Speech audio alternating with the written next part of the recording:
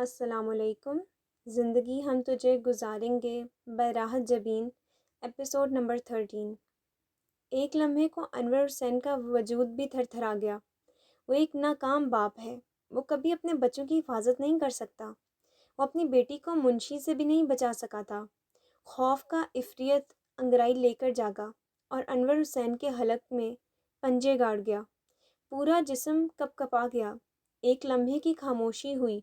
اسی خاموشی میں انور حسین نے اپنے ہاتھ پر بیٹی کے ہاتھ کا لمس محسوس کیا۔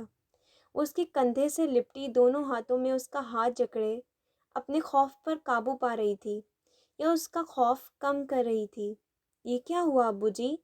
ایک لمحے کی خاموشی نرمین کے سوال نے توڑ دی اور جواب میں آسمان پر پھلجھڑیاں چھوٹ گئیں۔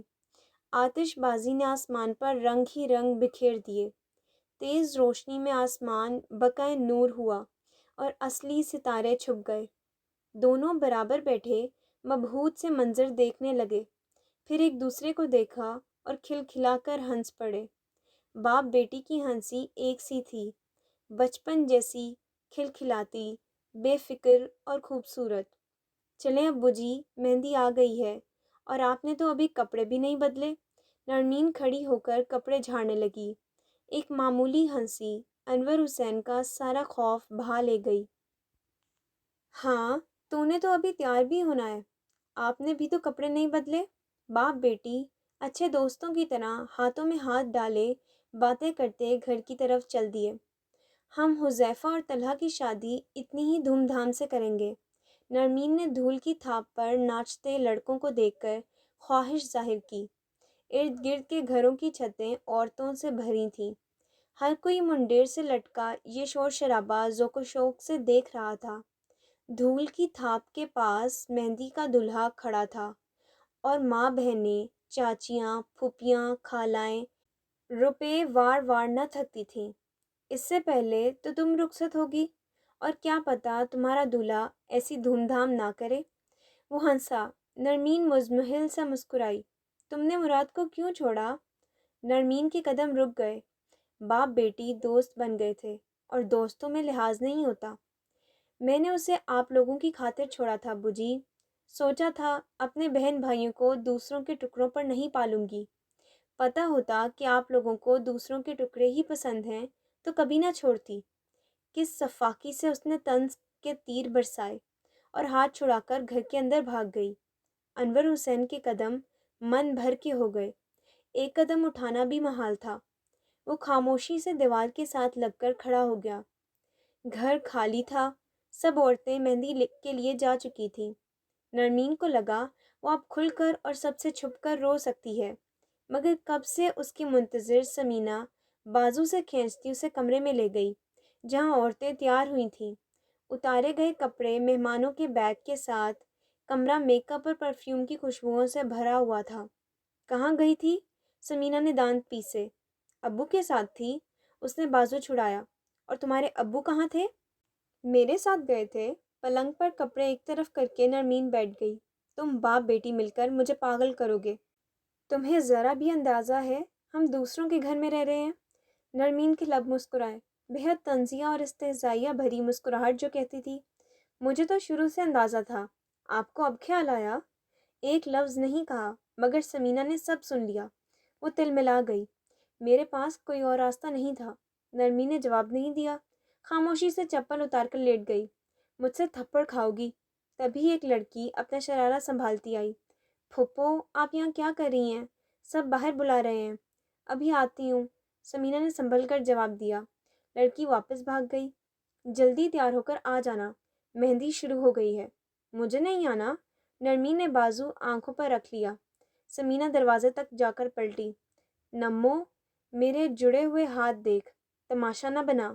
لوگ پہلے ہی تیرے بارے میں بہت سی باتیں کر رہے ہیں۔ کرنے دو، پرواہ نہیں ہے۔ اس نے بھی یہ نہیں پوچھا کہ کون سی باتیں۔ ثمینہ کا ضبط جواب دے گیا۔ جڑے ہوئے ہاتھ کھلے اور نرمین کے سر پر چپیڑ پڑی۔ پڑی رہ یہیں، تو ہے ہی اس قابل۔ اتھری منہ زور اپنی من مانی کرتی ہے۔ اپنی مرضی کرنے والیوں کو کچھ نہیں ملتا۔ ثمینہ غصے سے بھری آنسو ضبط کرتی وہاں سے چلی گئی۔ نرمین نے بہت حیرت سے اسے جاتے دیکھا۔ وقت کا پہیہ الٹا چل گیا تھا۔ پہلے ماں دوست تھی، سپورٹر تھی، باپ خود سے دور لگتا تھا، اب ماں دور چلی گئی تھی۔ نرمین نے دونوں ہتھیلیوں سے گیلی آنکھیں رگڑیں، غصے سے اٹھ کر کپڑے بدلے، ادھر ادھر بکھری میک اپ کی چیزوں سے چہرہ رنگا، دوپٹہ سر پر ٹکا کر جب آئینے میں خود کو دیکھا تو دل کی دہلیز پر اداسی آ گری۔ سبز کامدار پٹی والا میرون دوپٹہ، کسی نے ہولے سے اس کا کندھا تھپ تھپا کر رضامندی پوچھی تھی۔ نرمین نے بے اختیار اپنے کندھے پر ہاتھ رکھا۔ نمو آپا، آ جائیں، بہت مزہ آ رہا ہے۔ فضا بھاگتی ہوئی آئی اور اس کا ہاتھ پکڑ کر کھینچ لیا۔ سہارا کمزور تھا مگر ننھا سا ہاتھ اسے یادوں کی کھائی میں پھسل کر گرنے سے بچا گیا۔ دولہے کے سر سے 100 کا نوٹ وارتی سمینا نے نرمین کو آتے دیکھ کر سکون کا سانس لیا۔ سہیل نے سب سے چھپا کر 100 کے نوٹوں والی گڈی سمینا کے ہاتھ میں دے دی تھی تاکہ وارنے کے دوران اس کی بہن شرمندہ نہ ہو۔ سمینا نے مسکرا کر دوسرا نوٹ نکالا، ہاتھ اٹھایا۔ لڑکے کی ماں نے بیٹے کے سر پر گڈی کھول دی۔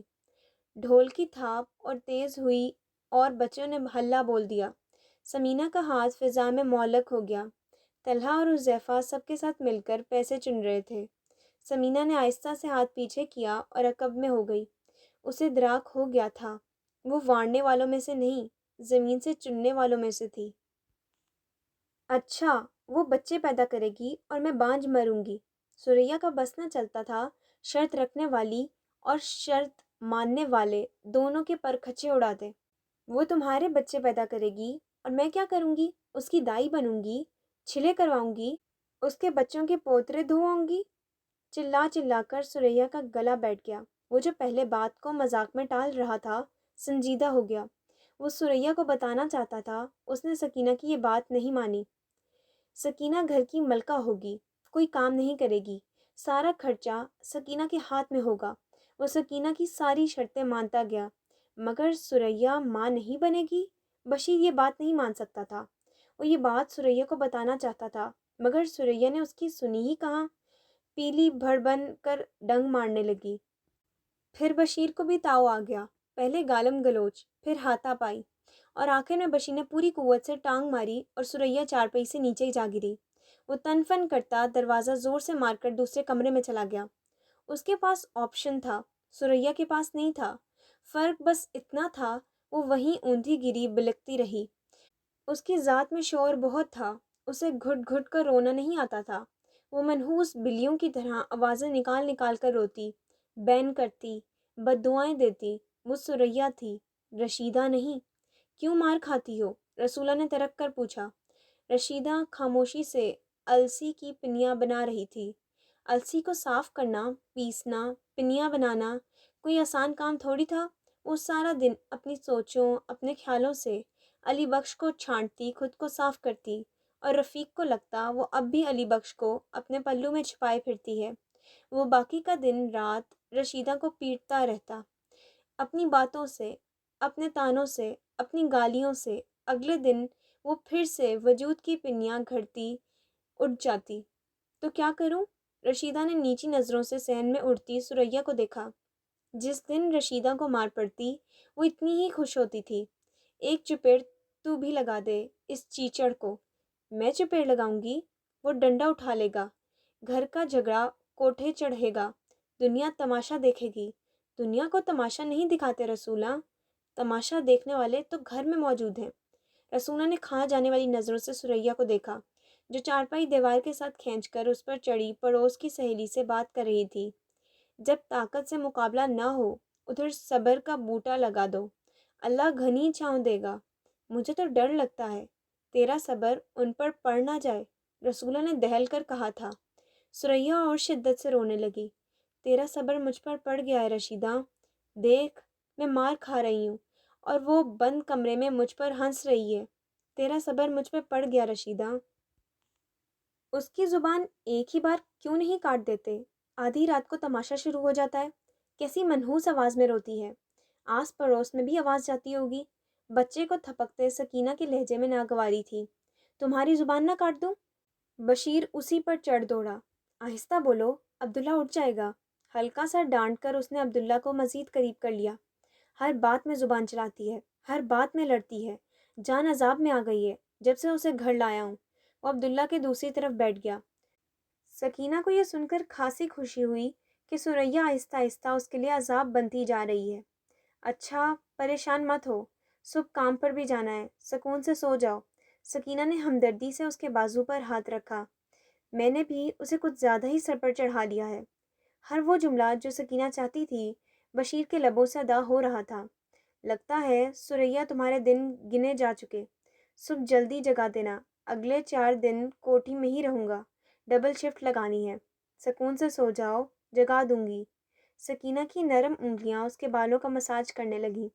بشیر نے آنکھیں بند کر لیں۔ سکینہ سچ میں بہت اچھی ہے، ثریا تو اس کے مقابلے میں کچھ بھی نہیں۔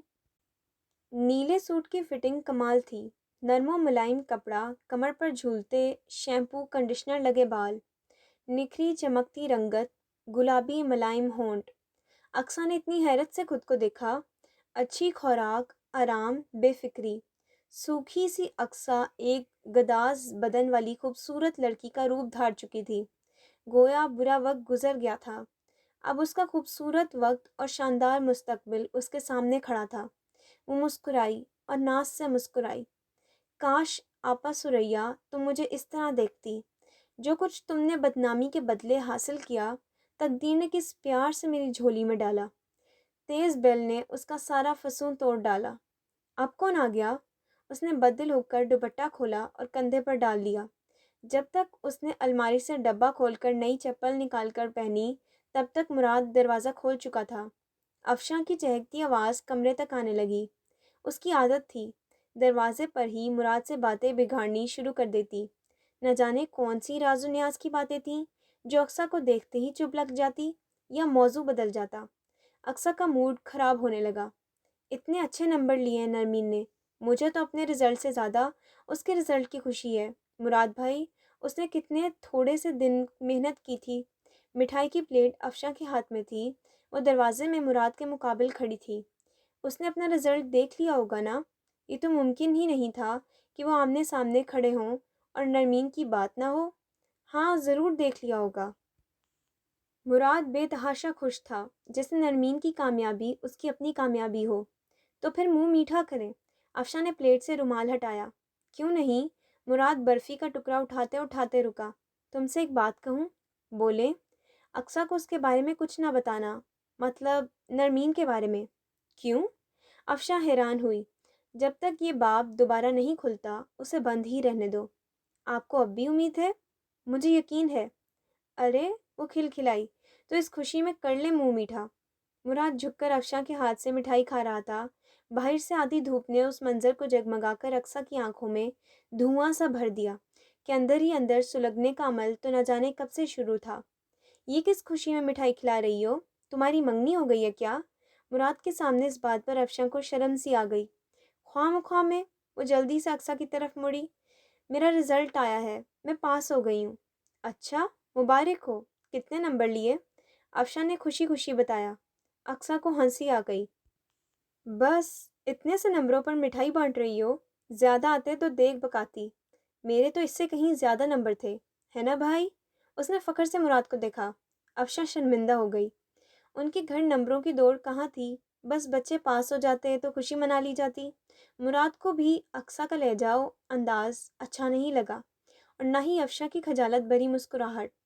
بھائی پاس ہو گئی ہو، اس بات پر انعام تو بنتا ہے، بولو کیا لوگی؟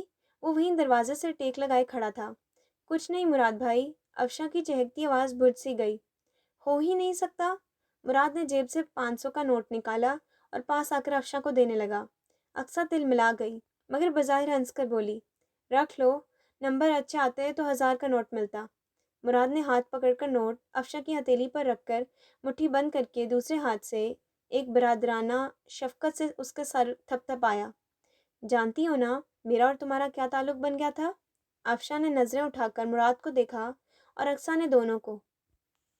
بتا رہی ہوں مراد بھائی، اس شادی میں آپ کی طرف سے شریک ہوں گی، بہن بن کر سارے نیک لوں گی۔ وہ پلکیں جھپکاتی تیزی سے وہاں سے چلی گئی۔ مراد بھائی، یہ کس تعلق کی بات ہو رہی تھی؟ اقصیٰ کا انداز بہت عجیب تھا۔ کتنی بے وقوف ہو اقصیٰ، کوئی اس طرح کسی کے منہ پر کہتا ہے افشاں کو کتنا برا لگا ہے؟ اس سے زیادہ تو لگتا ہے کہ آپ کو برا لگا ہے۔ مارے غصے اور دکھ سے اس کی آنکھیں بھر آئیں۔ بھائی نے پہلی بار ڈانٹا تھا، اور وہ بھی کسی اور کی خاطر۔ اس طرح کسی کے منہ پر نہیں کہہ دیتے۔ ہاں، میں تو گاؤں سے جاہل گوار آئی ہوں، مجھے کیا پتا شہروں میں کیسے بات کرتے ہیں۔ وہ روتی ہوئی کمرے میں بھاگ گئی۔ مراد ہکا بکا رہ گیا۔ اقصیٰ کا رد عمل شدید اور غیر ضروری تھا۔ لیکن میں نے بس بات سمجھائی تھی، ڈانٹا تو نہیں تھا، پھر اتنا کیوں رونے لگی؟ قسم لے لیں خالہ، ایسی بددماغ سی لڑکی ہے، بات تک نہیں کرتی۔ کیسے منہ پھاڑ کر کہہ دیا اتنے سے نمبروں پر مٹھائی بانٹنے آ گئی؟ نمبر کم ہے تو کیا ہوا، پاس تو ہو گئی نا۔ خدیجہ نے افشاں کو مسکرا کر دیکھا، جو کب سے فریج کے پاس کھڑی دل گرفتی سے بولے جا رہی تھی۔ خدیجہ فاروق کے لیے چائے بنا رہی تھی، جو ایک طرف بیٹھا بریانی کھا رہا تھا۔ افشاں کی لائی ہوئی مٹھائی بھی اس کے سامنے میز پر رکھی تھی۔ ٹھیک تو کہتی ہے کیا فاروق؟ تم بھی یہی کہو گے؟ خدا کی قسم مراد بھائی کا خیال نہ ہو تو اسے بھی منہ نہ لگاؤں۔ وہ کون سا تمہارا رشتہ دار لگتا ہے جس کا خیال کرتی ہو؟ فاروق نے بیزاری سے کہتے ہوئے پانی کا گلاس اٹھایا۔ سہیلی کا منگیتر تو ہے نا؟ نہ وہ منگنی رہی ہے، نہ تمہاری سہیلی۔ فاروق نے گھونٹ بھر کر گلاس پٹکا۔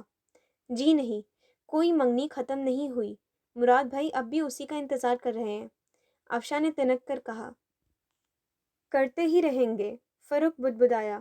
نرمین کا رزلٹ کیسا رہا؟ خدیجہ نے بات بدلی۔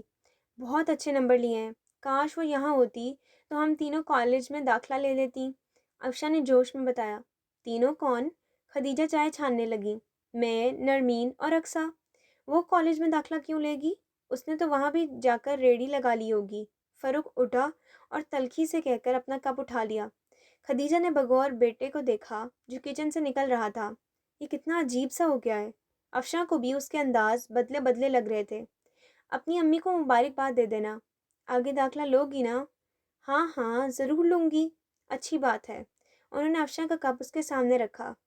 خالہ، اب آپ کھیر پکا کر محلے میں نہیں بانٹتی؟ کیا کروں، پہلے تو فاروق دے آتا تھا، اب بڑا ہو گیا ہے تو کہتا ہے اچھا لگتا ہوں یوں پلیٹیں اٹھا کر گھروں میں دیتا پھروں۔ لو، کل تک تو ہمارے ساتھ کھیلا کرتا تھا، افشاں ہنسی۔ نہیں بیٹا، اب جوان ہو گیا ہے، مجھے بھی اچھا نہیں لگتا کہ اس طرح ہر کسی کے گھر جائے، خدیجہ نے رسانیت سے سمجھایا۔ تم بھی سیانی ہو گئی ہو، احتیاط کیا کرو۔ جی خالہ، نرمین نے اپنا رزلٹ تو دیکھ لیا ہوگا نا؟ اس کی تان گھوم کر پھر نرمین پر ٹوٹی۔ نرمین کمرے میں داخل ہوئی تو سارا گھر وہیں جمع تھا۔ بارات واپس آ گئی تھی تو سب لوگ تھکے ہارے یہاں وہاں لڑکے چائے چائے کر رہے تھے۔ شادی والا گھر یہاں سے زیادہ دور نہیں تھا، مگر اکثر مہمان سہیل کے گھر ٹھہرے تھے۔ ماموں، آپ نے بلایا؟ ہاں ہاں، یہاں بیٹھو میرے پاس۔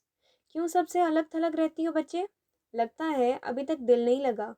انہوں نے بے حد شفقت سے اپنے پاس جگہ بنائی۔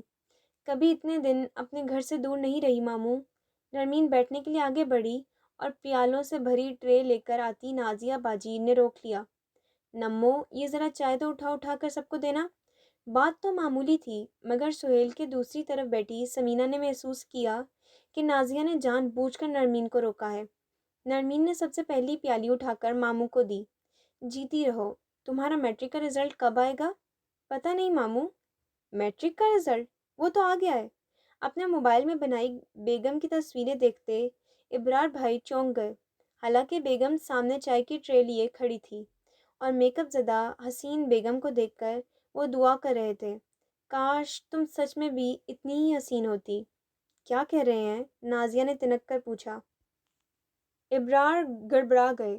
یا اللہ، بیگمات سوچیں پڑھنے پر بھی قادر ہوتی۔ میں تو کہہ رہا تھا تم میک اپ کے بغیر بھی بہت خوبصورت لگتی ہو۔ بیگم جو شرمائے، باقیوں کے کہکہے بے ساختہ تھے۔ بزرگوں کی فہمائشی نظروں نے دل کھول کر گھورا۔ ساہیوال بورڈ کے رزلٹ کی بات ہو رہی ہے۔ نازیہ نے شرمندگی اور شرم سے سرخ ہوتے ہوئے شوہر کو ٹوک کر ان کے حواس بحال کیے۔ ہاں، وہ تو آج ہی آیا ہے۔ نمو، اپنا نمبر دو۔ میرے پاس تو موبائل نہیں ہے۔ نرمین ان سے زیادہ گڑبڑا گئی۔ رول نمبر پوچھ رہا ہوں۔ نرمین کا دل چاہا بہانہ بنا دے۔ چند دنوں کی محنت کا نتیجہ نہ جانے کیا نکلے، اگرچہ پرچے تو اچھے ہوئے تھے۔ اسے چپ دیکھ کر سمینہ نے جلدی سے نمبر بتا دیا۔ ابرار بھائی نے نیٹ آن کر کے رزلٹ دیکھا۔ نرمین کا دل اس کی کن پٹیوں میں دھڑکنے لگا۔ ابرار نے سنجیدگی سے سر اٹھا کر نمو کو دیکھا۔ نمو تو فیل ہو گئی ہے۔ سب کے سب ایک لمحے کو چپ ہو گئے۔ شرمندگی سے نرمین کا برا حال ہو گیا۔ کاش زمین پھٹتی اور وہ اس میں سما جاتی۔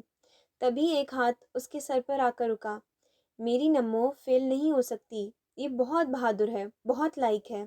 نرمین کی آنکھوں میں آنسو آ گئے۔ امتحان بہادری سے نہیں، محنت سے پاس ہوتے ہیں۔ سعدیہ بھابی نے اپنے حصے کا کپ اٹھایا۔ انہیں ویسے بھی نرمین ایک آنکھ نہ بھاتی تھی۔ کوئی بات نہیں، اگلی بار زیادہ محنت کرنا۔ مامی نے تسلی دی تو ابرار بھائی کہا لگا کر ہنس دیے۔ بہت اچھے نمبر لیے ہیں پگلی، تم پاس ہو گئی ہو۔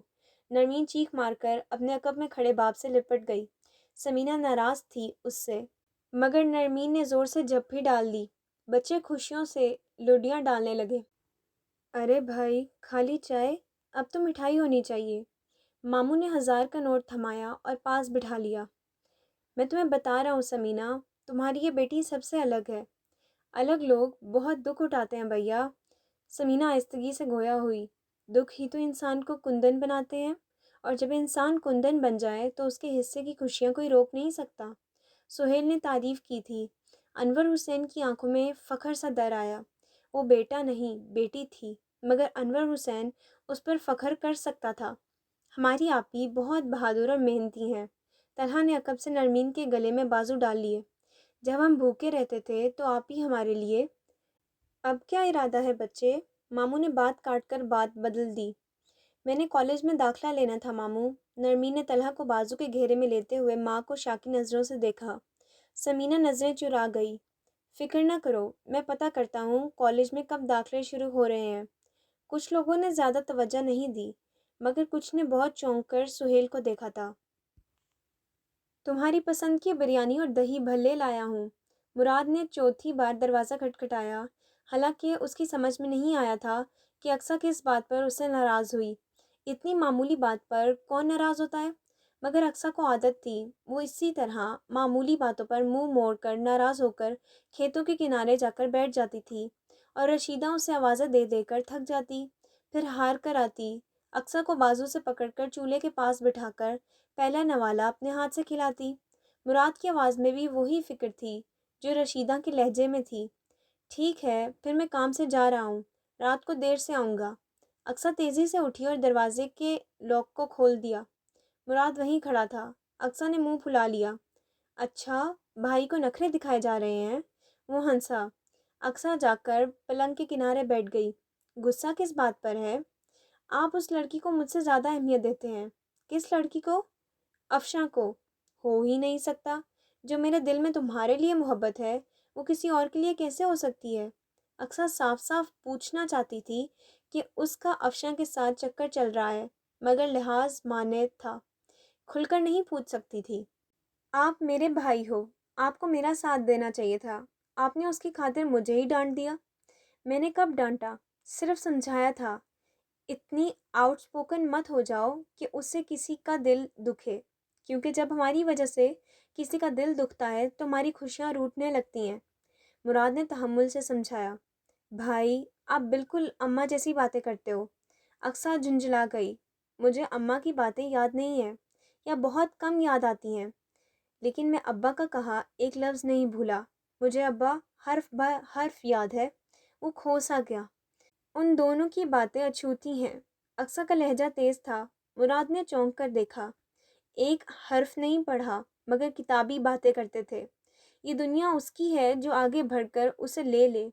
صبر، تحمل، برداشت سے کچھ نہیں ملتا، بس ترستے رہو اور مر جاؤ۔ اقصیٰ کے لہجے میں بلا کی تلخی تھی۔ مراد پریشان سا ہو گیا۔ یہ کس کو اپنا رول ماڈل بنا لیا ہے؟ اقصیٰ یہ نہیں بتا سکتی تھی۔ اس کے ناپختہ ذہن نے سریہ اور رشیدہ کی زندگی کا موازنہ اپنی سوچ سمجھ کے مطابق کیا تھا۔ رشیدہ جو ساری عمر شوہر کی مار کھانے اور مشقت کے بعد قبر میں پڑی تھی، اور سریہ، اس نے تصور میں کئی بار سریہ کو اپنے محبت کرنے والے شوہر کے ساتھ ٹائلوں والے خوبصورت گھر میں راج کرتے ہوئے دیکھا تھا۔ بات کسی اور طرف نکل گئی تھی، اس لیے مراد نے پلٹ دی۔ آؤ کھانا کھا لیں، اندر سے دروازہ اچھی طرح بند کر لینا، شاید تھوڑی دیر ہو جائے۔ مراد کھڑا ہو گیا۔ اقصیٰ کے منہ سے ہی صحیح، لیکن وہ اپنے ماں باپ کے خلاف ایک حرف نہیں سن سکتا تھا۔ بھائی مجھے ایک موبائل لے دیں۔ اس کی کیا ضرورت پڑ گئی؟ گھر میں اکیلی ہوتی ہوں، کوئی ضرورت پڑ جائے تو آپ کو کال کیسے کروں گی؟ آپ نے مالک مکان کے گھر جانے سے بھی منع کیا ہے۔ یہ بھی ہے۔ مراد کو نرمین والا موبائل یاد آیا۔ مگر نہیں، وہ اسی کا ہے، میں بندوبست کرتا ہوں۔ ٹھیک ہے، وہ مسکرائی۔ بہت چالاک ہو، یہ اپنے ماننے کی قیمت وصول کی ہے۔ مراد نے اس کے سر پر چپت لگائی۔ یہی سمجھ لیں، اس طرح تو میں بہت جلد کنگال ہو جاؤں گا۔ وہ بے چارگی سے گویا ہوا۔ تو مجھے ناراض مت کیا کرے نا۔ اقصیٰ اٹھ لائی۔ اب تو پوری کوشش کرنی پڑے گی، اور دیکھو افشاں سے چڑا مت کرو، ہمارا اس شہر میں کوئی بھی نہیں ہے۔ اب تم ہو تو مجھے ان لوگوں کی ضرورت ہے، مراد نے کھڑے ہوتے ہوئے سمجھایا۔ بس اتنی سی بات ہے؟ اور کیا بات ہوگی؟ آ جائیں، کھانا گرم کرتی ہوں، اقصیٰ نے کھڑے ہوتے ہوئے کہا۔ کھانے کے بعد مراد چلا گیا۔ اقصیٰ نے دروازے کھڑکیاں بند کیں اور اپنے کمرے میں آ گئی۔ مراد کو اس کی فکر رہتی تھی کہ وہ گھر میں تنہا ہے، مگر اقصیٰ کو ڈر نہیں لگتا تھا۔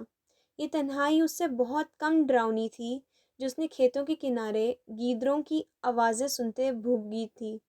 اقصیٰ نے آئینے کے سامنے کھڑے ہو کر خود کو دیکھا اور دوپٹہ اتار کر کرسی پر رکھ دیا۔ دوپٹہ اوڑھنے کی عادت بچپن سے ہی تھی۔ اماں اسے کبھی سر ننگا رکھنے نہیں دیتی تھیں، رفیق کے سامنے بھی نہیں، اس لیے وہ مراد کے سامنے اوڑھ کر رکھتی۔ مراد نے ایک بار سراہا تھا، اسے اقصیٰ کی عادت اچھی لگتی تھی۔ اقصیٰ نے دروازہ کھول کر لپسٹک نکالی۔ ساری شاپنگ میں اس نے یہ 2 لپسٹک بطور خاص لی تھیں۔ اس نے سرخ رنگ کی لپسٹک کو دیکھا اور اپنے گلابی مائل گداز ہونٹوں کو۔ کتنی بار کہا ہے، کنواری لڑکیاں اتنی گوڑی سرخی نہیں لگاتیں، تو کیا تیری عمر میں لگائیں گے؟ یہی تو عمر ہوتی ہے۔ رشیدہ کو عادت تھی ہر وقت ٹوکنے کی، اور سریا اس کی ٹوکا ٹاکی کو جوتے کی نوک پر رکھتی تھی۔ اقصیٰ کا دل للچاتا، مگر رشیدہ کے ڈر سے کبھی ہاتھ نہ لگایا، اور اب نہ رشیدہ تھی نہ اس کی ٹوکا ٹوکی۔ اقصیٰ نے گہری سانس لے کر لپسٹک لگانی شروع کر دی۔ صبر خواہشوں کی موت ہے، تحمل زیاں کا احساس، برداشت دوسروں کو اجازت دینا کہ آؤ مجھے روند کر رکھ دو، اور اقصیٰ کو ان 3 لفظوں سے نفرت تھی۔ اس کا چہرہ سرخ ہونٹوں کے ساتھ دمکنے لگا تھا۔ کس وقت سے وہ خود کو کمرے سے باہر آنے پر آمادہ کر سکی تھی، ورنہ دل تو جیسے بھڑک بھڑک کر راکھ ہو جاتا تھا۔ گھر، شوہر، بچہ، ہر عورت کی طرح وہ بھی تو یہی خواب لے کر یہاں آئی تھی، خواب جو کرچی کرچی ہو کر اسے لہو لہان کر رہے تھے۔ کچن یوں اوندھا پڑا تھا جیسے 2 افراد نے نہیں، پورے گھر نے ناشتہ کیا ہو، اور کھانے کی کوئی ایک چیز بھی نہ تھی۔ بریڈ، سالن، آٹا، کچھ بھی نہیں۔ دوپہر ہو رہی تھی اور سکینہ تسلی اور اطمینان سے برآمدے میں سجی سوری بیٹھی موبائل پر ڈرامہ دیکھ رہی تھی۔ میں مر گئی تھی تو کچھ بنا ہی لیتی۔ سریا کچن سے نکلی۔ بشیر نے آنا نہیں تھا، میں نے اور عبداللہ نے کھا لیا ہے، اور کس کے لیے بناتی؟ وہ بغیر متوجہ ہوئے بولی۔ اور جو میں تمہارے ٹھونسنے کے لیے پکاتی رہی ہوں وہ؟ سریا کو غصہ آیا۔ میرے لیے نہیں، بشیر کے لیے پکاتی تھی، اب اپنے لیے بھی کچھ بنا لو۔ کچھ چھوڑا ہو تو بناؤ، پیسے دو۔ پیسوں کا کیا کرو گی؟ سکینہ نے چونک کر موبائل سے نظریں ہٹائیں۔ زہر منگواؤں گی۔ پیسے ضائع کرنے کا فائدہ؟ وہ تو بشیر تمہیں خود ہی دے دے گا۔ سکینہ ہنسنے لگی۔ کہہ رہا تھا خواہ مخواہ چڑیل گلے ڈال لی ہے۔ سکینہ اچھی خاصی تمہارے ساتھ زندگی گزر رہی تھی تو ٹھیک ہے، سنبھال اپنا گھر، گھر تمہارا، شوہر اور بچہ تمہارا۔ سریا غصے میں بڑبڑاتی دروازے تک گئی اور کھول کر باہر جھانکنے لگی۔ ماجد کچھ گاہکوں کو بھگتا رہا تھا۔ سریا کو دیکھ کر جلدی جلدی نمٹا کر بھاگا۔ سلام بھابھی، کچھ چاہیے؟ ڈبل روٹی اور 2 انڈے دے دو۔ بھابھی نمبر 1 نے بے حد حیرت سے اس منظر کو دیکھا۔ پیسے کون دے گا؟ تیرا خصم دے گا۔ سکینہ کے سوال پر سریا نے ترک کر جواب دیا، اور ساتھ ہی ماجد سے کہا، کھاتا کھول لو۔ ابھی لایا۔ وہ منٹوں میں ڈبل روٹی اور انڈے دے گیا۔ سکینہ نے حیرت سے شاپر کو دیکھا۔ سریا نے بسکٹ نہیں کہے تھے، مگر شاپر میں 2 بسکٹ کے پیکٹ بھی تھے، جس کا حساب کسی کھاتے میں نہیں لکھا جانا تھا۔ یہ کیا چل رہا ہے؟ سکینہ متحیر تھی۔ سریا نے ناشتہ بنایا اور ٹرے کمرے میں لے گئی۔ سکینہ کی آنکھیں چمکنے لگیں۔ اسے کچھ بھی کرنے کی ضرورت نہیں تھی۔ سوریا نے خود ہی اپنے لیے گڑھے کھودنا شروع کر دیے تھے۔ اسے بس خاموشی کے ساتھ بیٹھ کر سوریا کی واپسی کے دن گننے تھے۔ بقائن کی پتیوں نے جھڑ جھڑ کر صحن میں ہوا کے سنگ ککلی کھیلنا شروع کر دی تھی۔ خزاں کی خوشگوار ہلکی سرد ہوا درختوں پر جھومتی، نئے موسموں کا سندیسہ سناتی تو درخت بخوشی اپنا پیرہن بدلنے کو تیار ہو جاتے۔ دیکھنے والوں کے جذبات و احساسات پر اداسی کی دھند چھا جاتی، مگر نئے موسموں کو خوش آمدید کہنے کے لیے پرانے موسموں کو خدا حافظ کہنا پڑتا ہے، انہیں وداع کرنا پڑتا ہے۔ انہی خزاں رسیدہ پتوں پر وہ چاروں ہاتھوں میں ہاتھ ڈالے اونچی تانوں میں نظم پڑھتے، گول گول گھومتے کھیل رہے تھے۔ بادل گرجے بادل گرجے، سنتے ہو کیا سنتے ہو کیا، تم بھیگے ہم بھیگے سب بھیگے۔ وہ ایک دم ہاتھ چھوڑ کر نیچے بیٹھ جاتے، جو لیٹ ہو جاتا اس کی پٹائی لگتی۔ باپ کے پاؤں دباتی نرمین نے چپکے سے ماں کو دیکھا۔ وہ خاموشی سے ایک طرف بیٹھی چھوہارے کاٹ رہی تھی جو کھیر میں ڈالنے تھے۔ آج نئے دلہا دلہن کی دعوت تھی۔ شادی تو ختم ہو گئی، اب گھر چلیں؟ بہت دیر سے لفظوں کو تولتی نرمین نے کہہ ڈالا۔ انور حسین نے چونک کر نرمین کو پھر سمینہ کو دیکھا۔ گھر کا خیال دل سے نکال دو، میرا بھائی بہت مان سے یہاں لے کر آیا ہے، دیکھا نہیں سب کتنی قدر کرتے ہیں، کتنا خیال رکھتے ہیں۔ بھتیجے ان کی بیویاں سر آنکھوں پر بٹھاتے ہیں۔ اب واپسی ناممکن ہے، بھائی نے کہا ہے وہ یہیں بچوں کے داخلے کا بندوبست کر دیں گے، سمینہ نے حتمی انداز میں کہا۔ ماموں نے ابھی تک گھر میں کسی کو نہیں بتایا کہ ہم یہاں مستقل رہنے آ گئے ہیں۔ نرمین کا لہجہ تیز تھا۔ پتہ کر لیں امی، کہیں ارادہ تو نہیں بدل گیا؟ میں نے منع کیا تھا کہ کچھ دن رک کر دیکھ لیں تمہارے ابو کی حالت، اور دیکھ لیں بچوں کا دل لگتا ہے کہ نہیں، اور دیکھ لو وہ یہاں بہت خوش ہیں۔ بادل گرجے، بس بھی کرو، نازیہ جھنجھلا کر کچن سے نکلی۔ گھنٹے بھر سے دماغ کھایا ہوا ہے، شور کرتے تھک نہیں رہے ہو؟ بچے ایک دم چپ کر گئے۔ سمرین، فضا اتنی بڑی ہو گئی ہیں، چلو وہ جھاڑو اٹھاؤ اور سارا صحن صاف کر دو، مہمان آنے والے ہیں، اور اگر مہمانوں کے آنے پر تم لوگوں کی آواز نکلی تو دیکھنا میں کرتی کیا ہوں۔ نرمین نے ماں کو دیکھا۔ ٹھیک ہی تو کہہ رہی ہے، صبح سے کام کر کے تھک گئی ہے، تمہیں تو توفیق ہی نہیں، کسی کا ہاتھ ہی بٹا دو، میں ہی جا کر دیکھتی ہوں۔ سمینہ جلدی سے اٹھ گئی۔ ہمارے گھر سے تو ابھی تک شادی ختم نہیں ہوئی، نازیہ بآواز بلند بڑبڑاتی دوبارہ کچن میں گھس گئی۔ نرمین نے دوبارہ باپ کے پاؤں دبانا شروع کر دیے۔ ٹپ ٹپ آنسو اس کے ہاتھوں پر گرنے لگے۔ انور حسین نے آنکھیں بند کر لیں، مگر آنکھوں کے کپکپاتے پپوٹے بتاتے تھے وہ کتنا مضطرب ہے۔ اتنا غصہ کیوں کر رہی ہو؟ پیڑے بناتی سعدیہ نے اندر آتی نازیہ سے پوچھا۔ وہ روٹی پکانے کی تیاری کر رہی تھی، کھیر ٹھنڈی کرنے کو فریج میں رکھ دی تھی۔ کیا کروں، صبح سے کام کر کے مر گئی ہوں، ایک جگہ صاف کرتی ہوں دوسری جگہ گند ڈال جاتے ہیں۔ اس نے سلاد کے لیے سبزیاں نکالنا شروع کر دیں۔ تھوڑے دنوں کی بات ہے، چلے جائیں گے، مجھے تو آسان نہیں لگتے۔ ہائے ایسا تو نہ کہو، میں تو روٹیاں پکا پکا کر مر جاؤں گی۔ سعدیہ دہل گئی۔ تمہیں بھی بڑا شوق ہے، جب پھوپھی کہتی ہیں کہ روٹیاں میں پکا دیتی ہوں بڑے لاڈ سے کہتی ہو۔ نہیں نہیں پھوپھی جی، میں ہوں نا۔ سمینہ کے قدم دروازے میں ہی ٹھٹک گئے۔ میں تو مہمان سمجھ کر کہتی تھی، مگر تم سے کس نے کہا؟ ابھی تک تو کسی نے نہیں، مگر مجھے آثار دکھائی دیتے ہیں۔ اس دن ابا جی، سسر سہیل کو وہ ابا جی کہتی تھی، کہہ نہیں رہے تھے میں نرمین کی کالج کا پتہ کرتا ہوں، تم لکھ لینا۔ بیمار شوہر کا بہانہ کر کے پھپھو یہیں ٹک جائیں گی۔ شوہر بیمار بھی ہے اور نکما بھی، ایک نکچڑی لڑکی اور دوسرے شیطان کے چیلے۔ سمینہ کے پسینے چھوٹ گئے۔ میٹھے میٹھے لہجوں کے پیچھے کیسا زہر چھپا تھا۔ ہائے اللہ، ایک نہ دو، پورے 7 جی ہیں، ہم تو کنگال ہو جائیں گے۔ بھائی میں نہیں پکا رہی روٹی، پھپھو سے کہتی ہوں خود ہی پکا دیں گی۔ سعدیہ نے پیڑا پرات میں چھوڑا۔ سمینہ تیزی سے اندر آ گئی۔ سعدیہ بیٹا، یہ چھوہارے اور بادام کاٹ دیے ہیں۔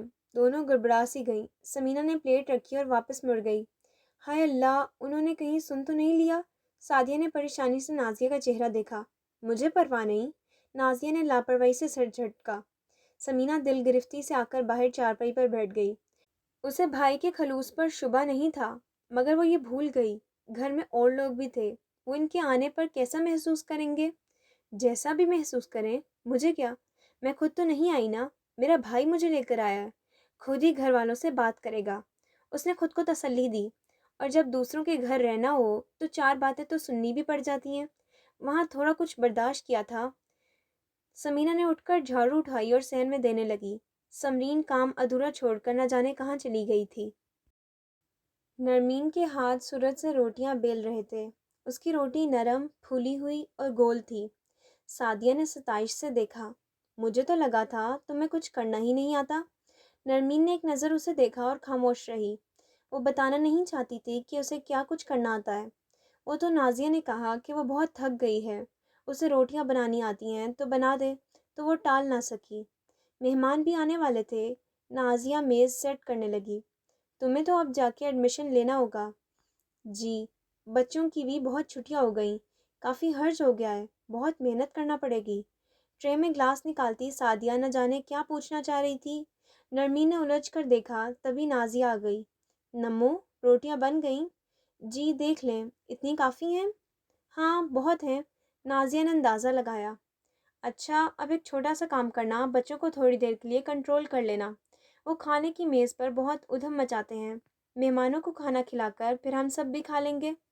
اور کیا، دلہن کی تو مت مار دیتے ہیں، کوئی اس کی چوڑیاں چھیڑ رہا ہے، کوئی دوپٹہ اتار رہا ہے۔ سعدی نے ہنستے ہنستے کہا۔ لڑکیوں جلدی کر لو، مہمان آ گئے ہیں۔ مامی سائرہ نے جھانک کر دیکھا۔ سب کچھ ہو گیا ہے۔ نازیہ نے تسلی دے کر نرمین کو دیکھا۔ فکر نہ کریں نازیہ باجی، میں انہیں سنبھال لوں گی۔ وہ آہستہ سے کہہ کر ہاتھ دھو کر باہر آ گئی۔ بڑے سے ہال نما کمرے میں سمینہ مہمانوں سے مل رہی تھی اور بچے سب سے پیچھے کھڑے اپنی باری کے منتظر تھے۔ نرمین نے مہمانوں کو سلام کیا اور بچوں کو بہلا پھسلا کر چھوٹے کمرے میں آ گئی جہاں انور حسین لیٹا تھا۔ بچے باہر جانے کو مچل رہے تھے۔ نرمین نے بری طرح ڈانٹ دیا۔ طلحہ اور حذیفہ باپ کے کمبل میں ناراض ہو کر چھپ گئے۔ سمرین اور فضہ ایک چارپائی پر چڑھ کر بیٹھ گئیں۔ انور حسین نے دیکھا نرمین نہ جانے کس بات پر الجھی ہوئی اور ناراض تھی۔ نمو، مہمان آ گئے؟ جی، نرمین نے مختصر سا کہا۔ آپ نہیں جائیں گے؟ ابرار بلانے آیا تھا مگر میرا دل نہیں کر رہا۔ نرمین خاموشی سے فضہ اور سمرین کے پاس بیٹھ گئی۔ آپا، دلہن دیکھنی ہے، تھوڑی دیر کے بعد فضہ نے ڈرتے ڈرتے کہا۔ چپ کر کے لیٹو، نرمین نے ڈانٹ کر رکھ دیا۔ آپا، طلحہ کمبل میں منمنایا۔ اب تمہیں کیا ہے؟ بھوک لگی ہے، مل جائے گا کھانا۔ یہاں آ کر سب کی عادتیں خراب ہو گئی ہیں۔ وہ بھی ڈانٹ کھا کر خاموش ہو گیا۔ انور حسین نے دونوں کو اپنے بازوؤں میں سمیٹ لیا۔ بہت دیر کے بعد سمینہ کو احساس ہوا کہ بچے غائب ہیں تو بے چینی سے کھڑی ہو گئی۔ مہمان کھانا کھا کر وہ کھیر کھا رہے تھے جس میں سعدیہ چھوارے اور بادام ڈالنا بھول گئی تھی اور بعد میں اوپر سے ڈالے گئے تھے۔ کیا ہوا؟ مامی سائرہ نے پوچھا۔ میں بچوں کو دیکھ لوں۔ ہاں ہاں جاؤ، انہیں کھانا کھلاؤ، سہیل نے خوش دلی سے کہا۔ بھائی سمینہ، اور کتنے دن رکو گی؟ کسی رشتہ دار عورت نے پوچھا۔ سمینہ نے ٹھٹک کر بھائی کو دیکھا۔ برسوں بعد چکر لگا ہے، اتنی جلدی جانے تھوڑی دوں گی اپنی نند کو، سائرہ مامی نے پیار سے کہا۔ میں تو اس لیے پوچھ رہی تھی کہ جانے سے پہلے میں نے بھی دعوت کرنی ہے، آپ کے گئی تو نہ جانے کتنے سالوں بعد آئے۔ فکر نہ کرو بیبے، سمینہ اب یہی ہے، جب دل چاہے دعوت دے دینا، سہیل نے ہنس کر کہا۔ کیا مطلب؟ بھابھی سعدیہ نے حیرت سے دریافت کیا۔ مطلب یہ کہ میری بہن اب یہیں میرے ساتھ رہے گی، اپنے خاندان کے ساتھ، ہمیشہ ہمیشہ کے لیے۔ پورے کمرے میں یوں سناٹا ہوا کہ سوئی بھی گرے تو آواز آئے۔ سمینہ نے اس خاموشی کی اور سے جھانکتی سرگوشیوں کو سنا اور کمرے میں آ گئی۔ بچے سو چکے تھے۔ نرمین گھٹنوں میں سر دیے بیٹھی تھی۔ انور حسین چھت کو گھور رہا تھا۔ نرمین، بچوں نے کھانا کھا لیا؟ نہیں، نرمین نے سر نہیں اٹھایا۔ حد کرتی ہو، یہاں آ کر تو ہاتھ پیر توڑ کر بیٹھ گئی ہو، کم از کم انہیں کھانا تو کھلا دیتی۔ 10 چیزیں پکی ہیں اور بچے بھوکے سو گئے۔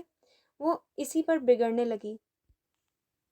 نرمین نے چپ سادھ لی۔ یہ بھی نہ کہہ سکی کہ اتنا خیال تھا تو رشتہ داروں کی جی حضوری سے وقت نکال کر پہلے دیکھ جاتی۔ کہا تو بس اتنا ہی، بھابھی نے کہا تھا بعد میں کھلا دیں گے۔ بھابھی؟ کچھ کہتے کہتے سمینہ نے لب بھینچ لیے۔ بچوں کو جگاؤ، میں کھانا لاتی ہوں۔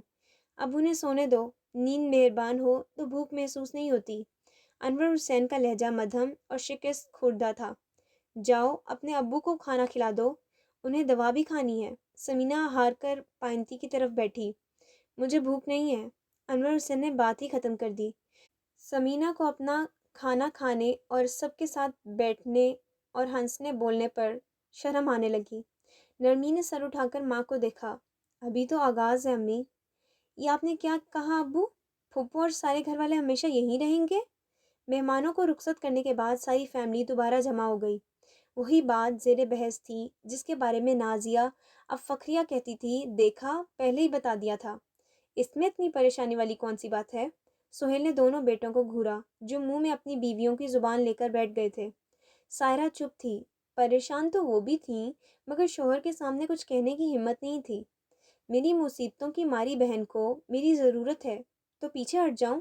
ساتھ نہ دوں؟ ساتھ دیں مگر اس طرح پورا خاندان اٹھا کر یہاں لے آنا کہاں کی عقل مندی ہے؟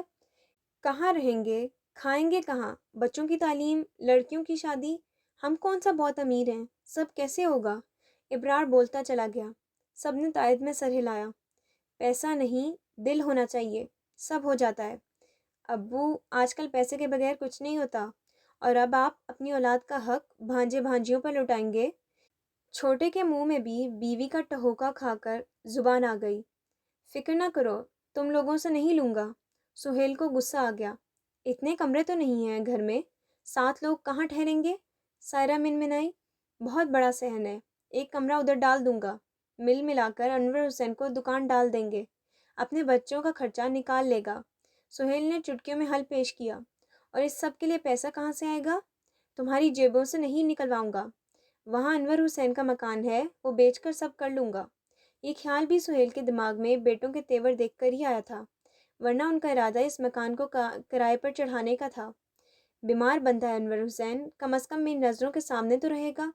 میں جن حالوں میں انہیں دیکھ کر آیا ہوں اس کے بعد انہیں تنہا نہیں چھوڑ سکتا۔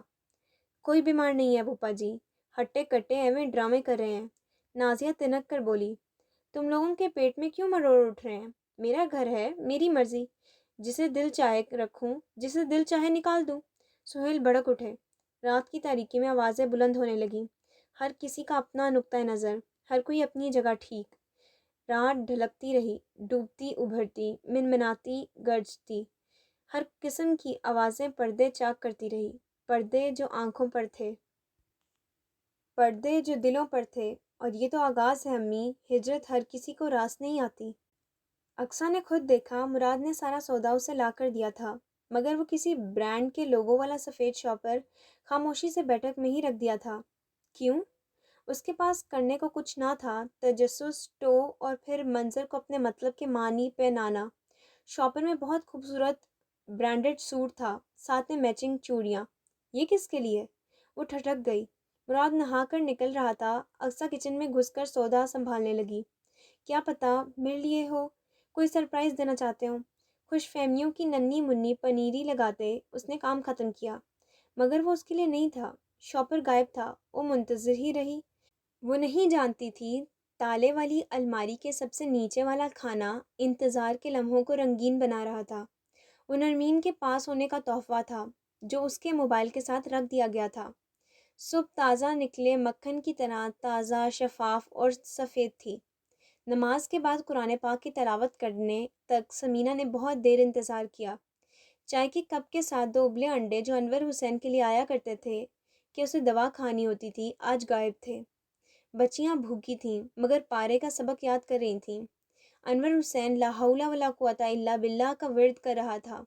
اسے ذہنی اور جسمانی طاقت چاہیے تھی جو ابلے ہوئے انڈوں اور چائے کے کپ میں نہیں تھی۔ یہ طاقت اسے صرف رب پر یقین ہی دلا سکتی تھی۔ نرمین کہیں نہیں تھی اور باہر نکلنے میں آج جھجک مانے تھی۔ سمینہ نے خواہ اٹھ کر سوئے ہوئے طلحہ اور حذیفہ پر کمبل ٹھیک کیا اور باہر نکل آئی۔